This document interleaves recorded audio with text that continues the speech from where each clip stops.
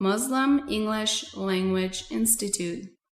The king's portrait. تصویر شاه، د پاچا عکس. There was a king who had one eye in one leg.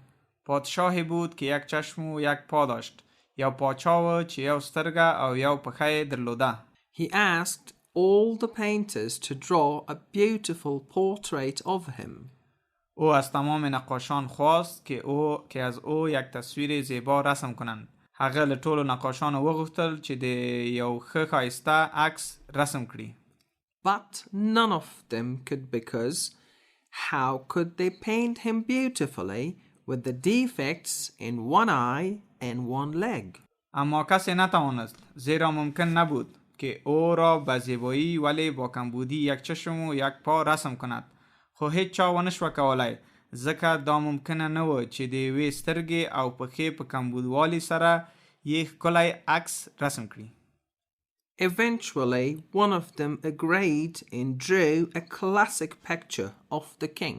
بالاخره کسی از آنها پذیرفت و یک تصویر نمونه‌ای عالی از پادشاه رسم کرد. بالاخره یو کس دا ومنله او د پادشاه یو ښایسته او عالی عکس رسم کرد. It was a fantastic picture and surprised everyone. تصویر شگفت آور بود و همه را متعجب کرد. عکس حیرانونکی و او ټول یې حیران کړل. He painted the king aiming for a hunt, targeting with one eye closed and one leg bent. او تصویر پادشاه را به گونه‌ای که شکار را هدف گرفته رسم کرد. پادشاه هدف را با یک چشم بسته و یک پای خم شده نشانه رفته بود.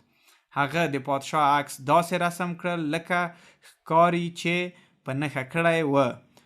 پادشاه په یوې پټه شوې سترګه او یوه قات شوې پښه نښه نیولې وه.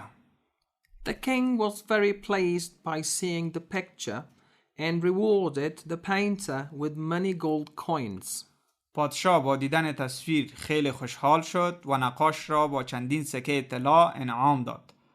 پادشاه د دغه عکس په لیدلو ډیر خوشحاله شو او نقاش ته یې د سرو زرو څو سکې ډالۍ کړې.